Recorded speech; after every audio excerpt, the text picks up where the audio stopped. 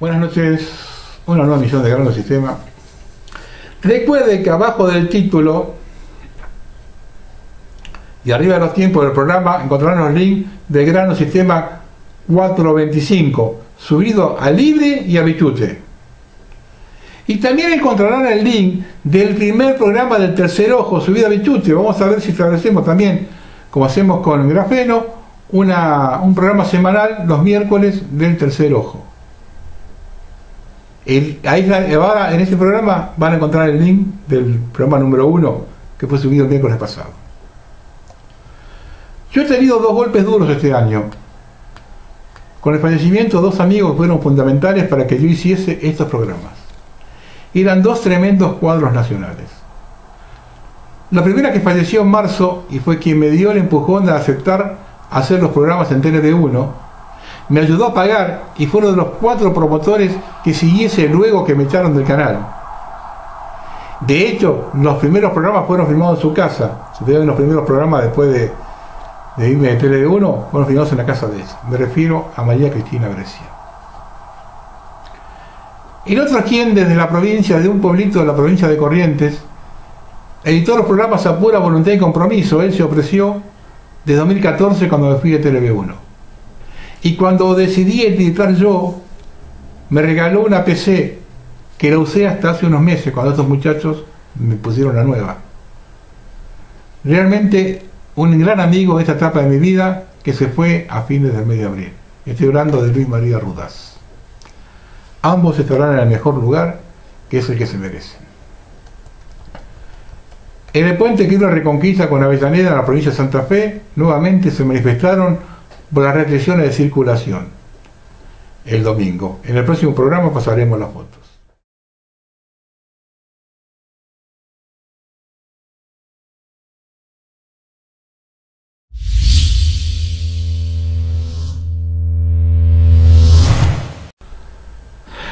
Hola de Colombia. Hace 2 años, en soledad, comencé a hablar de la primavera latina. Y hace 8 que vengo diciendo que el nuevo orden mundial es comunista. Nunca estuvimos más cerca que ahora. El sistema global ha puesto su mirada en los recursos naturales de la región, y para conseguirlos necesitan gobiernos que, empobreciendo a sus habitantes, estos no necesiten esos recursos. Así de sencillo. No existió ni existe en ningún lugar del planeta un país comunista donde su población tenga un buen nivel de vida. Para los que siempre los tratan de conspiranoicos, vamos a comenzar con algunos datos. 10 de enero de 2019, la página oficial de la Open Society Foundation, el principal apéndice de financiación del activismo radical de izquierda en el mundo de George Soros, anunció públicamente la destinación de $2.600.000 para la ONG de extrema izquierda de Justicia, liderada por el activista judicial colombiano Rodrigo Uprimi. La donación, tal y como acostumbra a la Open Society, estuvo justificada en la necesidad de que manifiesta George Soros de crear una sociedad más justa. En medio de anuncios, la Open Society además se ha comprometido a conseguir hasta $7.400.000 para la misma ONG antes del año 2025, en una necesidad de traer justicia a los grupos menos favorecidos. La realidad, sin embargo, es que la soberanía de Colombia no solamente está sometida a esta onerosa suma desde el extranjero, sino también a las agendas políticas de numerosos países e instituciones internacionales que, desde el acuerdo legitimado por Iván Duque con la FARC, tienen una superior injerencia en la República. Solamente en los componentes de financiación de la Open Society del extranjero para organizaciones asentadas en territorio de Colombia, la ONG de George Soros estima invertir hasta $7.400.000, lo que automáticamente se convierte en una intervención internacional en los asuntos domésticos de la nación. Lo fundamental es saber dónde va ese dinero. Me envían correos oyentes colombianos que denuncian que Claudia López, alcaldesa de Bogotá, Oscar Escobar, alcalde de Palmira, Quintero Calle, alcalde de Medellín, y los de Cali, Santa María, Cartagena, Zipaquirá y otros han contribuido a este caos, llevando a estas ciudades a que reine la violencia y la anarquía. A ellos solo les interesa la agenda globalista y manejan la misma narrativa que los demócratas en Estados Unidos. De hecho, el modus operandi de los agitadores es similar al de Black Lives Matter o Antifa. Las milicias de la FARC y el ELN han visto en todo esto la oportunidad perfecta para llevar la guerra a las ciudades, al punto que nuestras fuerzas militares y policías han sido amenazados por estos grupos al servicio del globalismo. Gustavo Petro y su Colombia humana han creado un clima de odio y violencia para incendiar el país. Su objetivo es la toma del poder por medio de la actividad política fundamentada en la protesta ciudadana, y quien está acompañado de otros líderes que fueron guerrilleros y por narcoterroristas, autores de crímenes impunes de lesa humanidad, que fueron llevados al Parlamento por el fallido proceso de paz de Juan Manuel Santos con la FARC. Es palabra corriente entre la población que la campaña de Petro es financiada por la Open Society. Colombia se encuentra en estos momentos bajo ataque directo por la élite globalista e injerencia extranjera como Cuba y Venezuela. La población se encuentra bajo ataque directo y prácticamente secuestrada por las milicias del ELN y la FARC, inmigrantes venezolanos que infiltraron las protestas y son los verdaderos causantes de la violencia y el caos.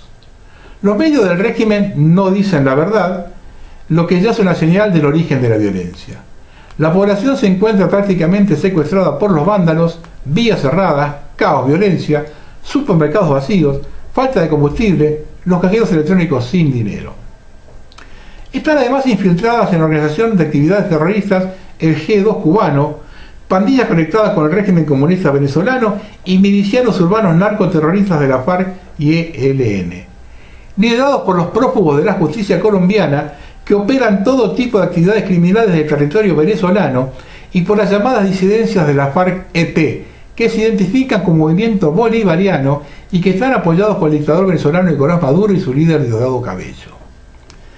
Entre las organizaciones dedicadas a pagar jóvenes para cometer actos vandálicos y linchar o matar policías se destacan el nuevo JM-19, el sanguinario ELN y la FARC-EP, que resurgen con fuerza y que hoy cuentan con representantes miembros activos en el Parlamento, utilizando lo que siempre han pregonado como la combinación revolucionaria de todas las formas de lucha por el poder.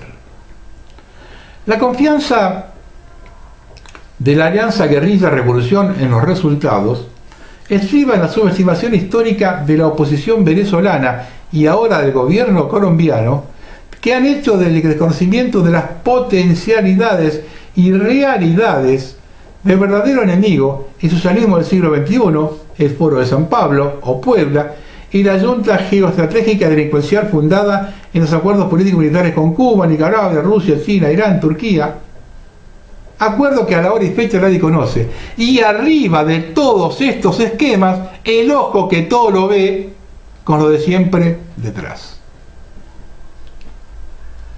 Las manifestaciones que se presumen pacíficas solo cuentan con un pequeño grupo de marchantes que protestan por un sentimiento genuino de inconformidad. Los grupos guerrilleros organizadores respaldados por dineros ilícitos amenazan líderes sindicales y líderes de gremios transportadores y de otras profesiones, obligándolos a participar o pronunciarse a favor de los paros.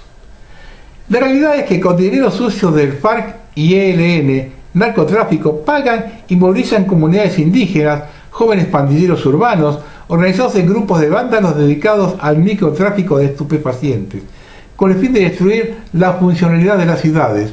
Atacan sistemáticamente objetivos estratégicos como el transporte masivo, los puntos de fácil suspensión del tráfico vehicular y la destrucción de centros de servicios comunitarios como bancos, supermercados, tiendas, centros comerciales y centros de salud. Y acá vamos entrando en el tema. Como la rana que se cocina lentamente en la olla, a Colombia la fueron cocinando durante casi 60 años. Las FARC fueron creadas en 1964, casi al mismo tiempo que aparecen los primeros cultivos de coca y cuando Estados Unidos intensifica su intervención en Vietnam. Hago esta referencia porque a partir de esa guerra de Vietnam es que el narcotráfico se organiza y cambia de mano. Y no lo digo yo. El historiador Alfred Wade McCoy, que declaró: en la mayoría de los casos, el papel de la CIA ha involucrado diversas formas de complicidad, la tolerancia o la ignorancia estudiada sobre el comercio y no cualquier culpabilidad directa en el tráfico real. La CIA no manejaba la heroína, pero sí proporcionaba a sus narcotraficantes aliados con el transporte, los brazos y la protección política. En suma, el papel de la CIA en el tráfico de heroína del sudeste asiático se involucró en complicidad indirecta en lugar de culpabilidad directa. Pero esto viene de mucho antes.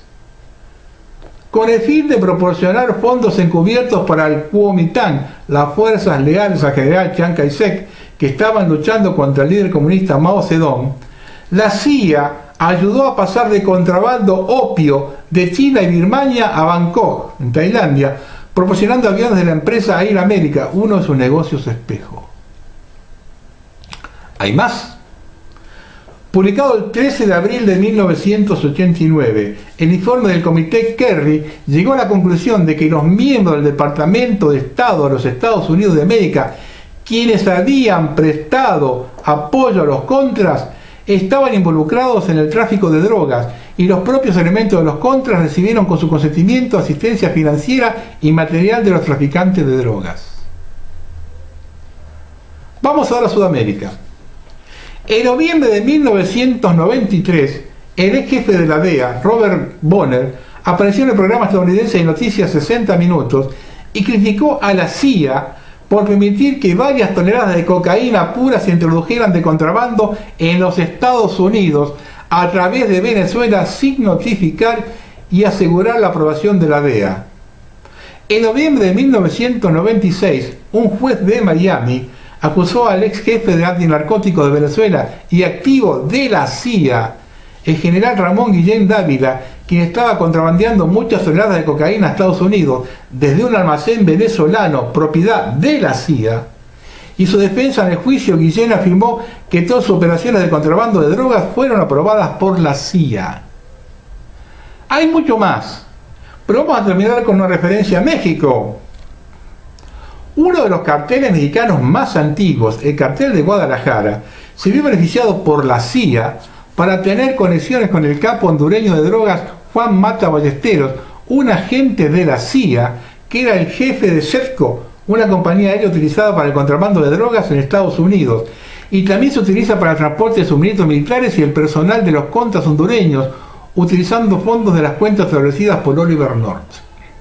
Y también se alega que la DFS, la principal agencia de inteligencia mexicana, que es en parte una creación de la CIA, y más tarde se convirtió en el Centro Nacional de Inteligencia, CNI, tenía entre sus miembros más cercanos, aliados del gobierno de la CIA en México, entregados a los narcotraficantes mexicanos de nivel superior, que habían sido etiquetados por agentes de la DEA con una virtual licencia para traficar.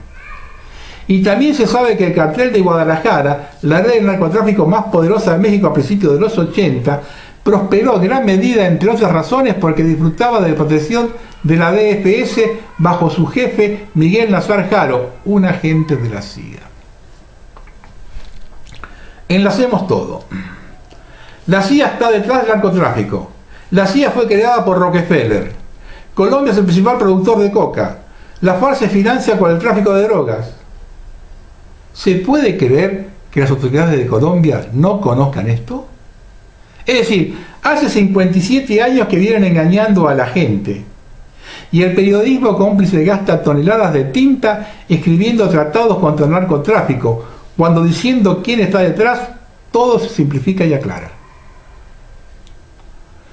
Y todo este engaño, mentira y ocultamiento de casi 60 años produce la confusión en la que está inmersa la población. Esta confusión lleva a que en la calle todo se distorsione, la policía salga a reprimir y la gente castiga a la policía. Todos contra todos, pobre contra pobre, la élite celebrando. Y todo esto acontece cuando todo se va de control.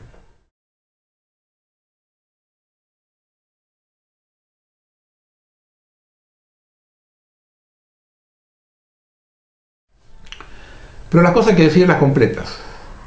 Los imperios siempre fueron explotadores y saqueadores de recursos naturales. Hablen el idioma que hablen. El comienzo de la droga como una medida de sumisión de una nación, algunos lo adjudican a Inglaterra con el opio en China. Pero este aquí que los ingleses lo aprendieron de los españoles, que fueron los primeros que anduvieron por esos mares. Y lo dije varias veces y lo reitero porque hay que machacar. Uno se cansa de escuchar a los que defenestran a nuestros próceres diciendo que estaban al servicio de la corona inglesa. Vayan a Estados Unidos y desacrediten a Washington porque tuvo ayuda de España y Francia en la independencia norteamericana. Allí conocerán cuál es la diferencia con nosotros. Por eso le pregunto a todos los presidentes colombianos de los últimos 60 años, ¿confiaron en el imperio anglosajón globalista del siglo XX-XXI? ¿No sabían nada acerca de quién maneja y quién regula la droga? ¿Quién está detrás del terrorismo? Difícil de creer, ¿no?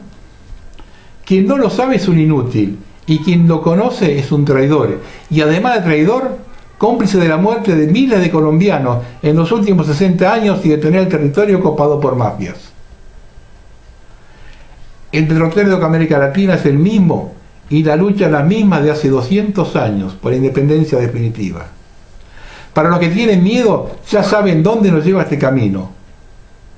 Ante la bifurcación de la ruta, elijan bien y tengan bien claro que la lucha es del 1% contra el 99% restante.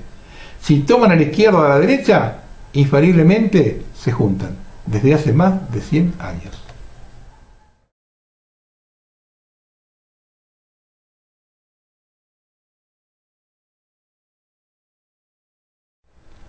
Pregunto, ¿nadie va a pagar por esto? ¿Cuál es el derecho que tiene de meter a la población tanta presión? ¿Cuándo va a tronar el escarmiento?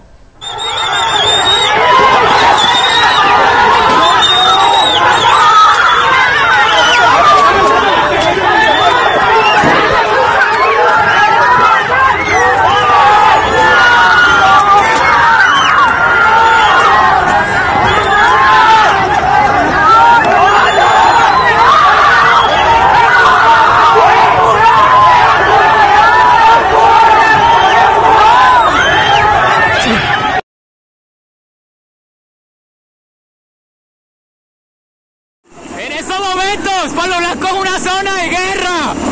25 de mayo. 25 de mayo 2021. Palo Blanco es una zona de guerra. ¡Ayuda! ¡Ayuda! Van por todo el subcontinente. Venezuela está tomada. Chile lo tomaron hace 1 año y medio. La nueva constitución será de izquierda, igual que el próximo presidente. Bolivia fue retomada. Argentina va en camino sin violencia. Brasil rumbea para ahí. Tienen el ejemplo de Cuba y Venezuela, pero no le hagan caso a los conspiranoicos.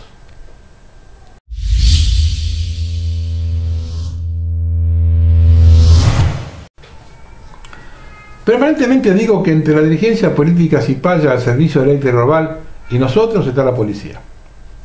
Todos los días hay una demostración de ello. Basta con ver lo que está aconteciendo en Colombia o en algunos lugares de Europa. Observe la valentía con que detienen a esta señora mayor en Alemania.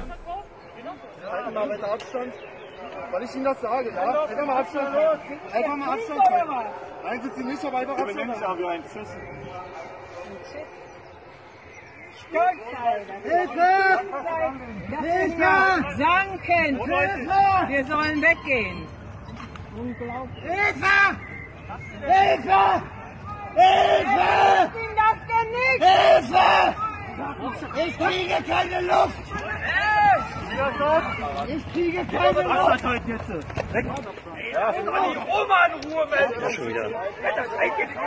Noch weiter Abstand halten, habe ich gerade gesagt. Ja, ich gehe jetzt weg. Also, weiter geht's. En la India se está poniendo muy pesado, ¿no?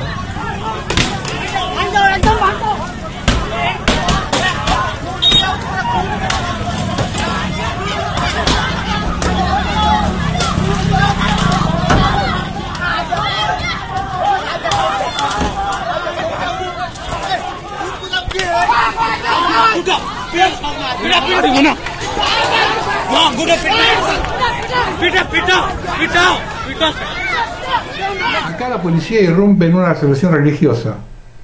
No es Cuba, es Argentina. Basta. Vamos a hablar tranquilamente, porque la ley que sacó Kicillof dice el 30% del lugar donde uno se puede reunir. Acá entran 400 personas y no llegan a 120, que sería 30%. Eso es lo que te quiero aclarar. En la ley que salió, yo la leí en el diario.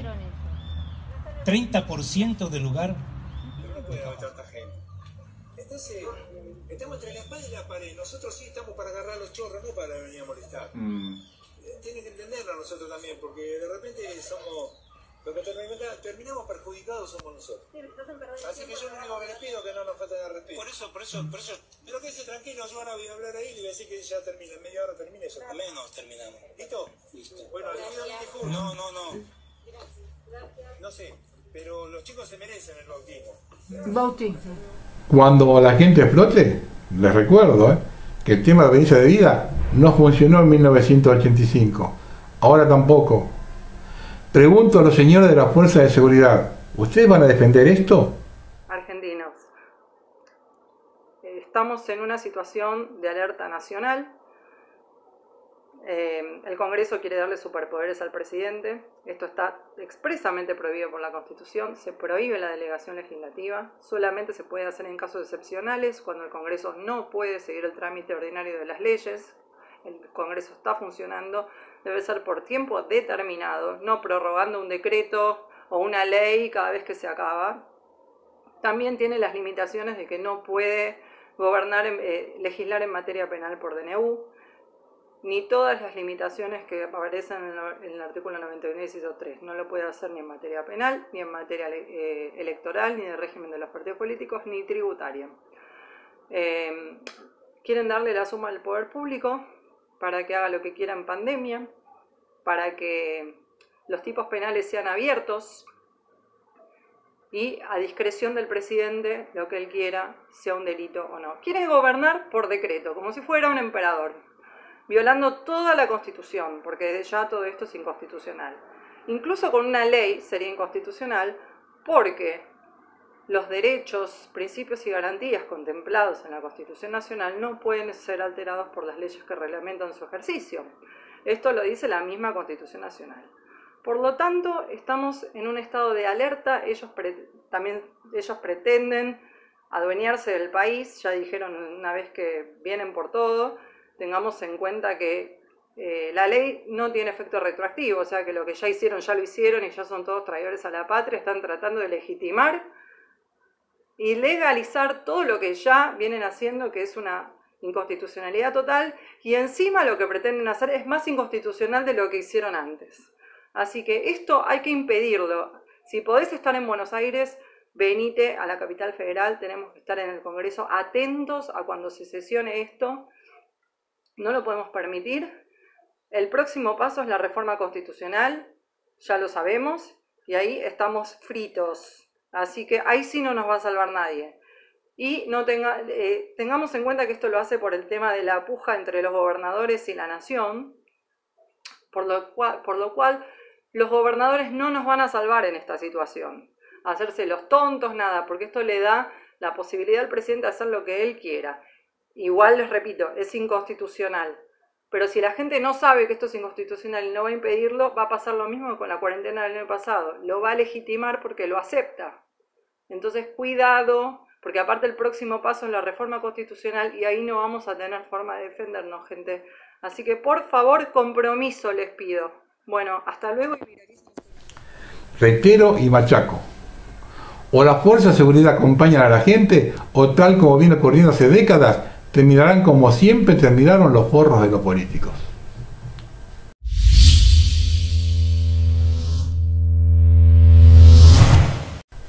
Esto lo publicó el American.com.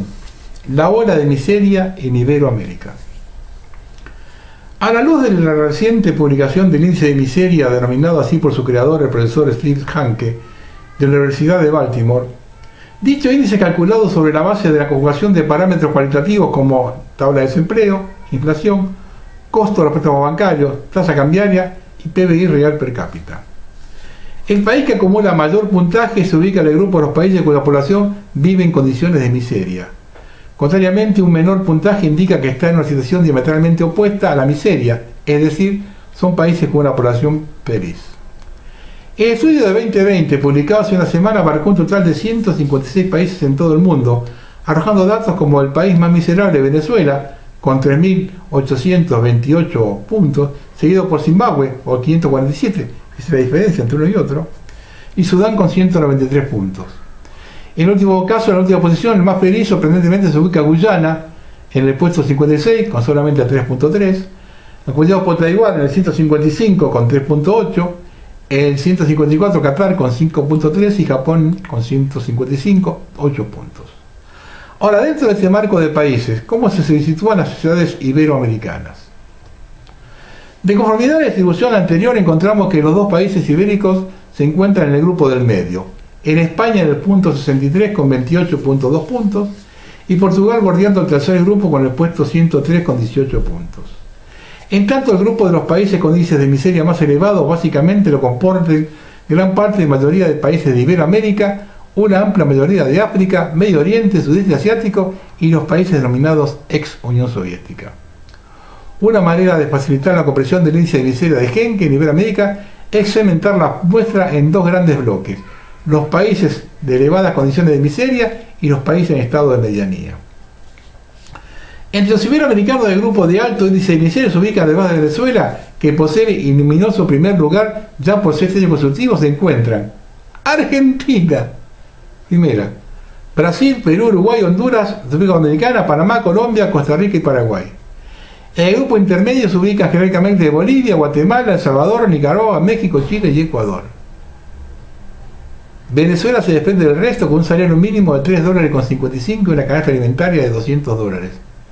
Las embarazadas cruzan a Colombia y venden a sus hijos en $800, lo que una vez que nacen son enviados a Europa. ¿Cuán lejos estamos nosotros de eso? ¿5 años?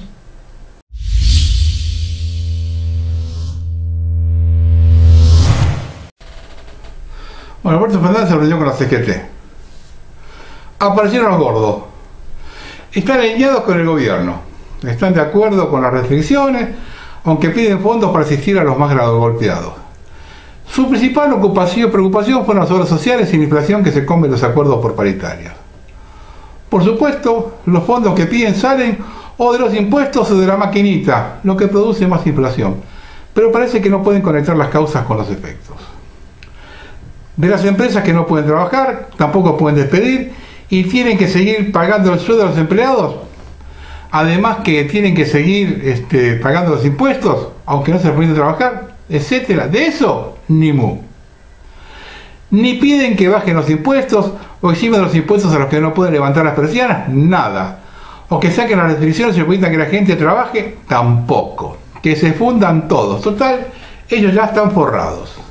Igual que los que viven del erario público, cobran su sueldo, trabajen o no trabajen. Así que muchos están chochos llevando más de un año sin trabajar y cobrando el sueldo completo, una completa desvergüenza. Un hecho simbólico que ataca directamente a la clase media es el tema de los encargados de los edificios. Una amiga me envía lo siguiente: en mi edificio hace 14 meses que le pagamos el sueldo a 2 encargados que no han aparecido solo porque son de 60 años. No creo que los hayan hecho su vida normal y han estado encerrados en sus casas todo este tiempo. Nos ha costado más de 2,5 millones de pesos. Y por lo visto piensa seguir así, aunque lleve años esto. Ahora uno de los suplentes dio positivo COVID, así que está en cuarentena. Veremos qué ocurre. Pues los encargados aprovechados van a llevar a la quiebra del consorcio. Y esto es responsabilidad también del gobierno de la ciudad. Para que parece que los encargados de edificios son empleados públicos sobre los que dispone a su antojo. Muy generosos con el dinero todos, ajeno, cuando es ajeno, todo. Después van a Roma con el jefe planetario de la justicia social con el bolsillo ajeno, a que los felicite.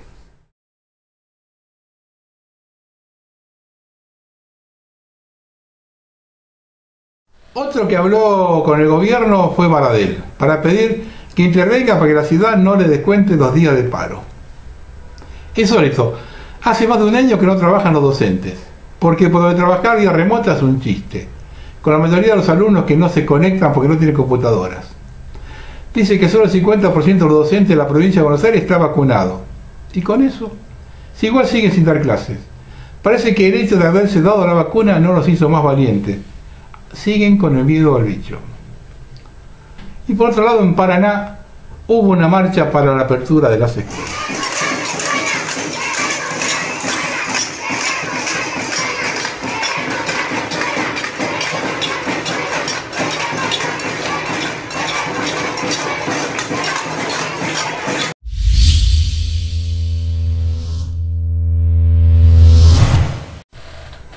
Esto me lo mandaron del sitio del Federal.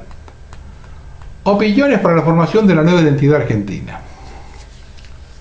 Comunicado número 1. Así arrancaba el gobierno nacional más conocido de nuestra historia, como el único que existió, marcado por la presencia militar en todo ámbito político, cultural y social. El ejército lo era todo, y el país, como en un principio ya por 1853, se formó a palos. Pero como diría el maestro prócer de nuestra historia, mientras haya chiripá no habrá ciudadanos, y por eso no habría que ahorrar la sangre de los gauchos, esto se lo dijo Sarmiento a Mitre, que según él era lo único que teníamos de humano, pero enamorado de los franceses y amante de los ingleses era un enemigo de la avanzada de Facundo. Esta violación mental y psicológica hecha resentimiento a todo lo que se parecía a su acosador era sinónimo de barbarie.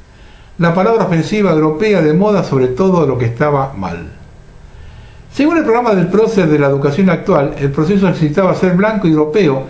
La civilización se debía imponer como una necesidad de la raza, que era instalar junto a la generación del 37, lo que vendrían a ser hoy los etnógrafos progresistas del presente, una sociedad ajena, lejana a lo que teníamos en potencia en masa.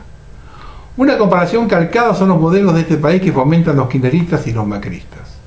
Los primeros mirando hacia un modelo soviético-cubano esclavista y entreguista, y los segundos que se orientan hacia el norte pero de culo, como ofreciéndose pasivos y receptivos ante la falta de visión y el desconocimiento total del país. Como la loca de San Blas que esperaba frente al puerto la llegada de su enamorado. Ambos proyectos fueron de servidumbre y de saqueo, como en los tiempos coloniales en el Alto Perú. Porque a diferencia de la Buenos Aires, que no tenía riquezas ni nativos para esclavizar, el puerto solo era tenido en cuenta como Pucará o Tambo para el avance del uso portugués. Y agrego yo, entrada de todo el contrabando.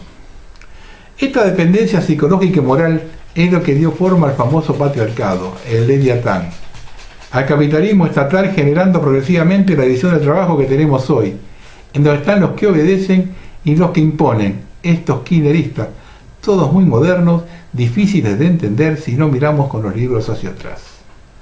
Un ejemplo de esto son los psicólogos hablando con un esquizofrénico de la casita, queriendo convencer al gaucho de hoy, al pibe tigre, que la gilada es mala, cuando él nunca entendería su realidad, creciendo entre comodidades lejanas a su cliente. Volviéndose un sentimiento de abandono en el guacho al saber que quien lo escucha, apenas termine su turno de trabajo, sale de la casita, se dirige en su vehículo hacia un lugar en donde no tiene que convivir con cientos de gauchos matreros como él, obligados a empastillarse, aguantando toda clase de situaciones y sensaciones extremas. Porque cuando uno estudia la mente dentro de las universidades modernas, la solución a toda enfermedad se da a través de medicinas, medicamentos, pastillas, jeringas y terapias, chamullidos, mentiras, confundiendo más, sumergiéndonos dentro del abandono, planeando la fuga. La realidad y la miseria van de la mano, pero esto no es culpa nuestra, es culpa de los que ejercen gobierno. Es entendible que en esta crisis eterna aquellos que nos endeudan se aumenten cada vez más sus sueldos. ¿Por qué? Porque viven de las crisis. Buscan dividirnos para designarse responsabilidades y autoridades, obligando a miles de argentinos a buscar soluciones extremas, porque cuando uno tiene hambre es capaz de robar cualquier porquería, y en este mundo capitalista, consumista, la mercadería se compra con mercancía. Se necesita filo, plata y hasta el más manco sale a pelearla, porque somos argentinos, no somos chorritos sorete que se creen trabajadores, no. Esos bigotes de leche trabajan con la policía, son amigos de la gorra, hacen su mafia con los mismos putos que los encierran, creando un círculo vicioso en donde el marginal se vuelve real y en la serie vos sos el que la mira. Cada vez más se tratan de imponer las palabras del prócer educativo, la que decía mientras haya chiripá no habrá civilización. Nos quieren exterminar, por eso empezaron a derramar sangre inocente. pero Sarmiento no se dio cuenta que en Tierra Santa la sangre del inocente hace milagros. Y hoy el gaucho está más vivo que nunca y para bronca de los chetos hace milagros. Ni K. Chivache, ni Ma. Marracho. Argentino somos. El Federal.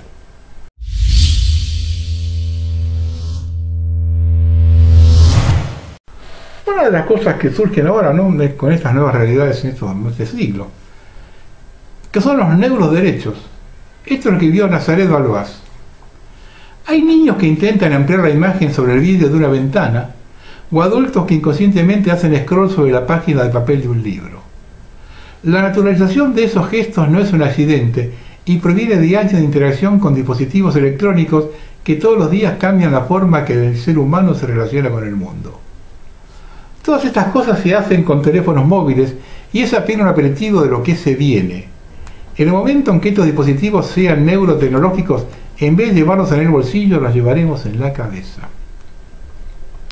Explica el neurobiólogo español Rafael Yuste, profesor de Ciencias Biológicas de la Universidad de Columbia y uno de los principales promotores detrás de la legislación sobre los neuroderechos. Yuste afirma que en los próximos años será factible decodificar el pensamiento a partir de la actividad neuronal o mejorar la capacidad cognitiva conectando el cerebro directamente a las redes digitales. Esa posibilidad, más que fascinante, puede ser peligrosa si no se regula éticamente.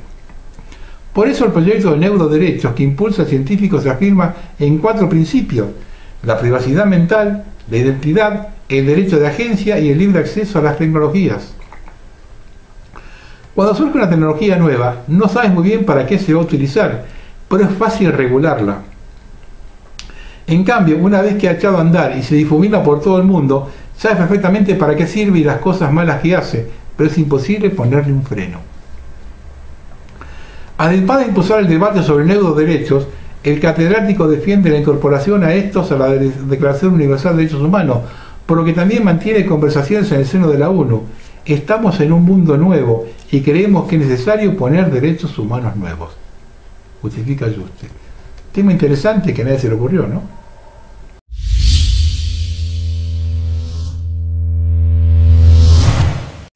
Bueno, unas apostillas de la situación global. Turquía ha respondido a la declaración sobre el genocidio armenio de Biden, convocando al embajador estadounidense David Satterfield en Ankara, según la agencia de noticias estatal Anadolu. Además de la rápida condena de Turquía, unos minutos después de que se publicó la declaración, el ministro de Relaciones Exteriores de Turquía también afirmó que la declaración de Biden es nula y sin valor en términos de derecho internacional y que causó una herida que era difícil de reparar. Turquía también dijo que la administración Biden había enajenado un aliado de la OTAN. Esto que Douglas Duden. Tengan en cuenta esto, porque Turquía es país de la OTAN. Es el puente entre Asia y Europa. Y está gobernado por un loco. El ex ministro de Defensa australiano Christopher Pyne advirtió recientemente que Australia podría verse envuelta en un conflicto militar con China en cuestión de años. Pyne dijo que la guerra puede ser inevitable con el Estado autoritario a medida que se vuelve más agresivo y beligerante con sus vecinos. Hace 5 años habría dicho que la posibilidad era muy improbable. Ahora debería decir que la posibilidad es más probable que entonces, dijo en un discurso en la Universidad de Adelaide. Enfatizó que esta es una posibilidad real en los próximos 5 años. Esto publicó gnews.org.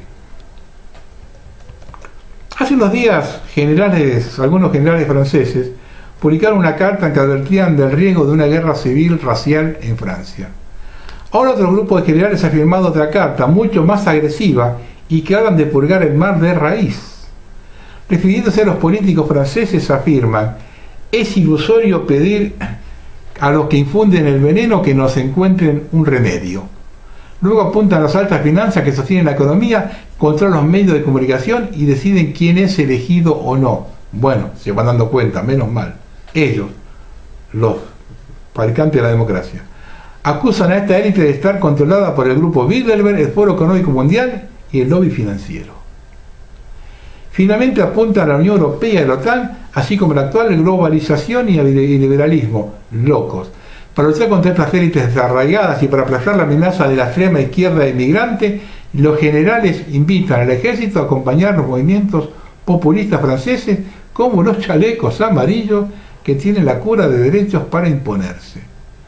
Una nueva encuesta encontró que el 58% de los franceses apoya los sentimientos expresados en una carta firmada por 1000 militares en servicio activo y 20 retirados, advirtiendo que el país se encamina hacia una guerra civil causada por el multiculturalismo fallido y los ataques de la identidad francesa.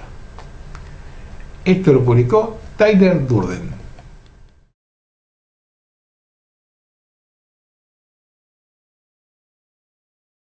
Uno de los mayores escándalos de corrupción de la historia de la Unión Europea sigue su curso. Como la historia es tan desagradable, gran parte de los medios de comunicación europeos, la prensa que se llama a sí misma independiente, como siempre no ve nada, no oye nada, no habla nada.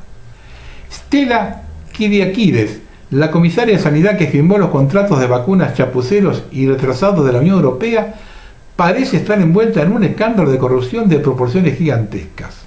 Algunos observadores ya están seguros de que fue sobornada por los fabricantes de vacunas. De hecho, 4 millones de euros aparecieron inesperadamente en la cuenta conjunta de la comisaria de Sanidad de la Unión Europea y su marido. La prensa chipriota ya habla, cita textualmente, de soborno pasivo.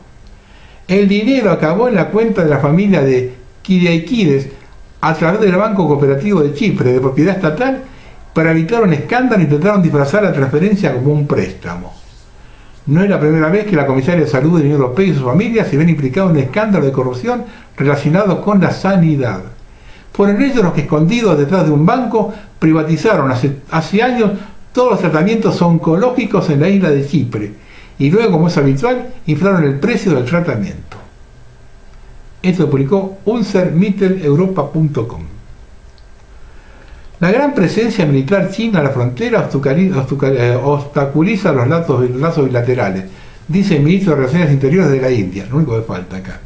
El ministro de Relaciones Exteriores de la India, Subrahmanyam Jaishankar, dijo el miércoles que no se puede haber una cooperación significativa entre China e India hasta que Beijing retire sus tropas de la frontera india y se comprometa a desescalar la disputa fronteriza de Ladakh. SputnikNews.com. Yo digo que cuando están de oponentes me parece que van a hacer cola unos cuantos los que van a irse contra la China. Los países limítrofes de China están todos de culo contra China. Analizando el proceso electoral norteamericano, algo queda flotando en el ambiente. Biden está en el poder debido a un gran apoyo de China. Aquí nadie da puntada sin hilo. Pregunto, ¿a la hora de saldar la cuenta, la moneda de cambio será Taiwán? Porque si hay algo premonitorio en el mundo, es la etapa de The Economist, ¿no?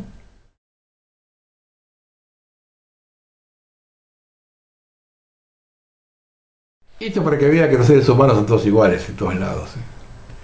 Mientras que los representantes de la generación Z de Estados Unidos están luchando con el intercambio diario de Dogecoin, encontrar trabajo y en general abandonar el sótano de sus padres, la juventud de China está emergiendo rápidamente como el mayor poder adquisitivo del mundo, especialmente cuando se trata de comprar artículos de lujo que no pueden pagar.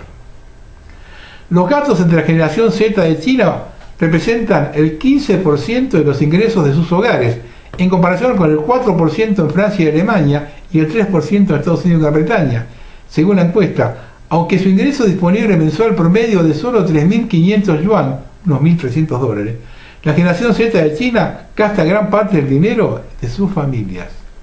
Según los datos del Banco Popular de China, a multa de junio, el monto total de facturas de tarjeta de crédito vencidas durante más de 6 meses se habría disparado más de 10 veces que hace 10 años.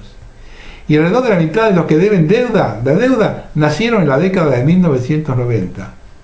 Una encuesta de HSBC en 2019 mostró que la relación deuda-ingreso de los jóvenes chinos nacidos en la década del 90 había alcanzado un asombroso 1850%. Es una bomba neutrónica que tiene China adentro. Esto lo escribió Tyler Durden. Y la última. En Chile han liberado 13.000 presos políticos. 8.000 estaban condenados y 5.000 tenían calidad de imputados. La estrategia es global. ¿Aún no lo entienden? Ya, ahí está. Estoy en este momento transmitiendo como corresponsal de Radio Plaza de la Dignidad. En este mismo instante estoy dentro del recinto portuario de la ciudad de Iquique y estoy transmitiendo en vivo la toma del puerto de Iquique, y desde este mismo instante estoy mostrando para todo el país, desde el ejemplo del puerto de Iquique, la toma de 20 puertos, de Arica hasta Punta Arenas, en contra de la dictadura de los privilegiados. Esto que ustedes están viendo en este instante es la toma sin precedentes en contra de la dictadura de Piñera de 20 puertos de manera indefinida. Hacia adentro, hacia el sector que ustedes pueden ver, están varios molos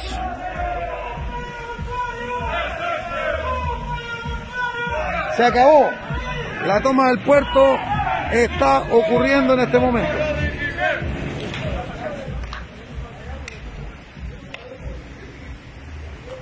La toma del puerto de Iquique está ocurriendo en este momento, y con esto simbólicamente se da comienzo a la toma indefinida de 20 puertos en todo Chile.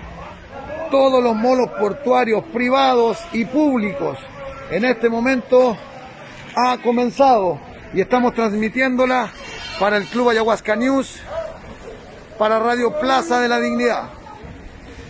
No se la pierdan, luego continuamos. Esta es una noticia en desarrollo.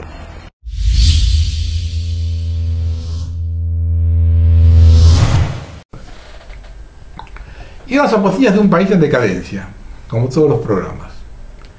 Ese video que van a ver es del miércoles 5 de mayo por la tarde en la estación Castelar.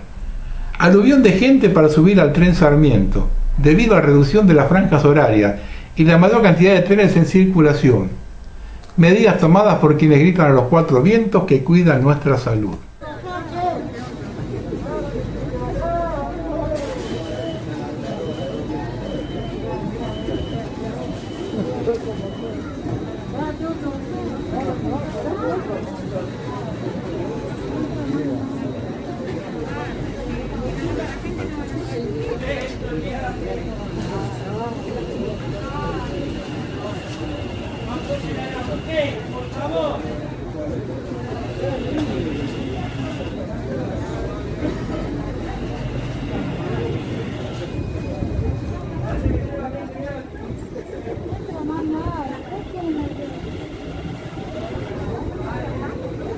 Está genial, ¿eh?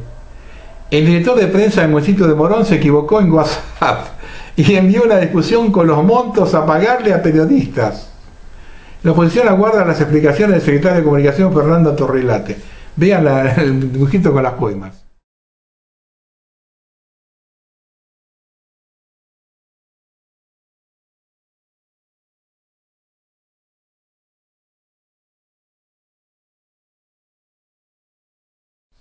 Un señor retiró dinero de un cajero y descubrió el motivo por el cual la emisión monetaria indiscriminada no produce inflación.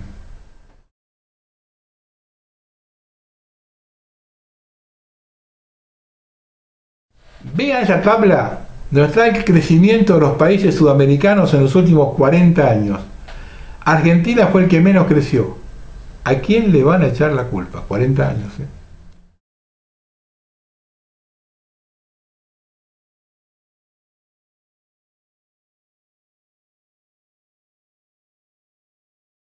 Y nuestros dirigentes se nos cagan de risa en la cara.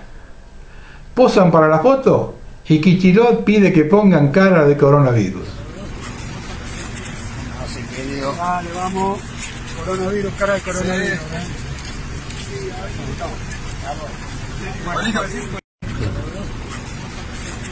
Así que digo, vale, vamos, coronavirus, cara de coronavirus.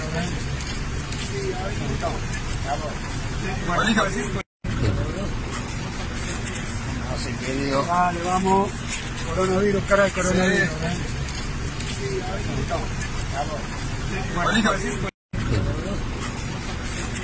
Así Dale, vamos. Coronavirus, cara de coronavirus.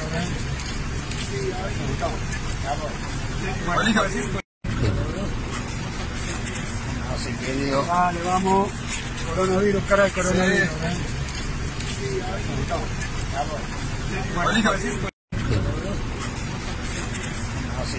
Dale, vamos. Coronavirus, cara de coronavirus.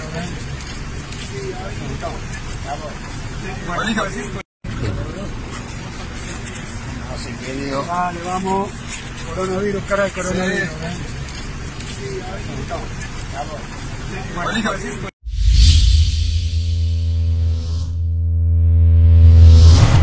Bueno.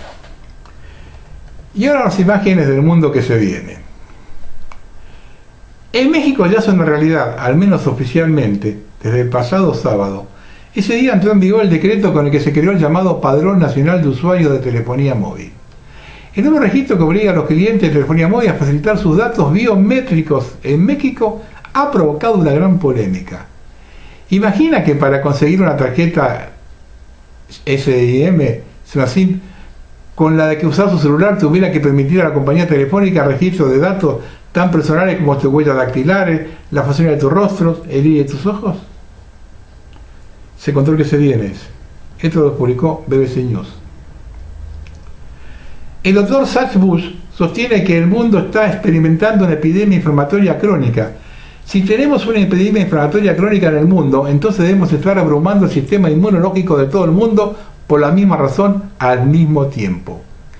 Bush sugiere que en algún momento, entre finales de la década del 80 y principios del 2000, hicimos algo con el medio ambiente que destruyó la capacidad de nuestro sistema inmunológico para protegernos, y en el proceso provocó un aumento de una serie de enfermedades crónicas, incluido el autismo, el Alzheimer, enfermedad de Parkinson, esclerosis múltiple, diabetes tipo 1, enfermedad celíaca, enfermedad de la tiroides y enfermedad de Crohn. Bush cree que algo fue la invención de la agricultura química industrial y la introducción de pesticidas tóxicos como el herbicida Roundup de Monsanto. Esto lo publicó childrenshilldefense.org. Biden contratará empresas privadas para espiar a ciudadanos estadounidenses que difundan teorías de la conspiración. Según CNN, el plan que se está discutiendo, según múltiples fuentes, permitiría en efecto al gobierno eludir las leyes que limitan que el gobierno federal puede hacer para vigilar a los ciudadanos estadounidenses sin una orden judicial. Esto publicó newspunch.com. El establishment de defensa británico se está esforzando por convertirse en la policía climática global. Los políticos y funcionarios de alto nivel parecen estar forjando un nuevo papel verde para las Fuerzas Armadas británicas y sus agencias de inteligencia. Según estos informes, las tropas y los espías pronto podrían estar protegiendo al Amazonas de los madereros y monitoreando de manera encubierta las emisiones de las fábricas y centrales eléctricas de China. Se propuso describir la visión del gobierno sobre el papel del Reino Unido en el mundo. Y ya comenzaron. Los supermercados, los proveedores de alimentos y los fabricantes británicos han anunciado a los políticos en Brasil que los productos del país serán prohibidos en el Reino Unido si se aprueba una ley que impulse la deforestación del Amazonas. Esto lo puso antiempir.com. Esto es un arma de doble filo, porque ellos sí se van a defender el medio ambiente, pero acuérdense, la principal ONG del medio ambiente, ¿para quién trabaja? La última. Un pastor cristiano del Reino Unido fue arrestado por la policía después de que un miembro del público lo denunciara. Denunció al pastor por un comentario homofóbico de decir que el matrimonio era entre un hombre y una mujer.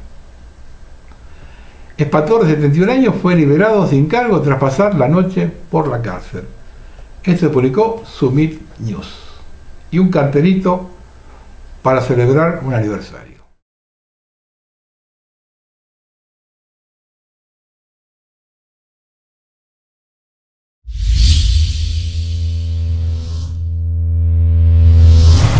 Vamos a terminar. Alberto Fernández dijo que ningún fallo de la justicia le va a impedir defender la salud de los argentinos. Curioso, ¿no? Para él no cuentan las otras víctimas: suicidios, estrés, trastornos psiquiátricos, tratamientos suspendidos, operaciones canceladas, los millones que están quedando sin trabajo, Acaba de cerrar el Hotel Sheraton de Córdoba. Y esto que voy a decir ahora, lo publicaron en internet, en un cartelito. Yo no sé si el cartelito era de internet o fue una foto sacada de un cartel de un comerciante en la puerta. Pero el cartel decía esto: cerrá todo, pero todo. Cerrá local, que me da de comer a mi familia y a mí, y a la de mis empleados. Pero también cerrame la FIP, el ARBA, etc. Cerrame lo que me da de comer y cerrame también lo que me cobrás. No te pago más la luz, el teléfono, el alquiler, ni autónomo, ni cargos sociales, ni IVA, ni ganancias, ni bienes personales, ni patente, ni impuesto municipal, ni seguro, ni ningún otro impuesto que se te escante cobrarme. No te pago nada y ahí quedamos a mano. Así nos recagamos de hambre por igual. Yo no laburo y vos no cobras. Cerrame todo, dale, como hace un año. Y vas a ver cómo nos vamos lo que producimos, lo que damos laburo, lo que pagamos cada puto impuesto que se te ocurra ponernos. Y que ningún funcionario público del presidente hasta el último escalafón, mientras dure el cierre que tanto anhelo, no cobre un centavo. Dale, ahora sí, cerrá. Recuerden, nunca se olviden que en la Argentina la solución de otro país hoy está en manos del problema. Buenas noches.